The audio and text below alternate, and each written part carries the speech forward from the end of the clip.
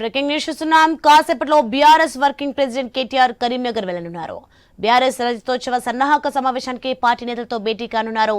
కరీంనగర్లోని బొమ్మకల్ బైపాస్లోని వి కన్వెన్షన్ హాల్లో రజతోత్సవ సమావేశం జరగనుంది. ఉమ్మడి కరీంనగర్ జిల్లా నుంచి ముఖ్య నేతలు, పార్టీ శ్రేణులు భారీగా హాజరు కానున్నారు. ఇందుకోసం జిల్లా నాయకత్వం అన్ని ఏర్పాట్లు పూర్తి చేసింది.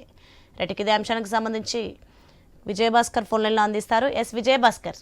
బీఆర్ఎస్ పార్టీకి సెంటిమెంట్ జిల్లా అయినటువంటి ఉమ్మడి కరీంనగర్ జిల్లా ముఖ్య నేతల సమావేశానికి వర్కింగ్ ప్రెసిడెంట్ కేటీఆర్ హాజరు కానున్నారు. ఈ నేపథ్యంలో బీఆర్ఎస్ పార్టీ శ్రేణులు పెద్ద ఎత్తున ఏర్పాటు చేశాయి. భారత రాష్ట్ర సమితి రజతోత్సవ సన్నాహక సమావేశానికి ముఖ్య అతిథిగా హాజరు కానున్నటువంటి మాజీ మంత్రి బీఆర్ఎస్ పార్టీ రాష్ట్ర వర్కింగ్ ప్రెసిడెంట్ కేటీఆర్ దీనికి హాజరు కానున్నటువంటి తరుణంలో ఆ రేంజ్ లోనే ఏర్పాటు చేశారని చెప్పవచ్చు. స్థానిక బొమ్మకల్ బైపాస్ లో ఉన్నటువంటి వి కన్వెన్షన్ హాల్ దీనికి సిద్ధమైంది. అయితే ఉమ్మడి కరీంనగర్ జిల్లా వ్యాప్తంగా ఉన్నటువంటి ముఖ్యమైనటువంటి నేతలు అనుకున్నా, మాజీ మంత్రులు అనుకున్నా, మాజీ ఎమ్మెల్యేలతో పాటు ఎమ్మెల్యేలు అందరూ కూడా హాజరు కానున్నారు. ఇదే స్థాయిలో పెద్ద ఎత్తున కార్యకర్తలు, నాయకులు కూడా హాజరు కానున్నారు. ఎందుకంటే గత 4 రోజుల క్రితం వరకు ఎండిపోయినటువంటి పంట పొలాలు, అదేవిధంగా 2 రోజుల పాటు కురిసినటువంటి వడగళ్ల వర్షం ఇవన్నిటినీ కూడా కేటీఆర్ దృష్టికి తీసుకురానున్నారు. అయితే మరోవైపు గతంలో పండినటువంటి పంటలు అనుకున్నా, ఈసారి ఎండిపోయినటువంటి పంటలు, అదేవిధంగా వడగళ్ల వర్షంతో నష్టపడి ఇవన్నింటినీ కూడా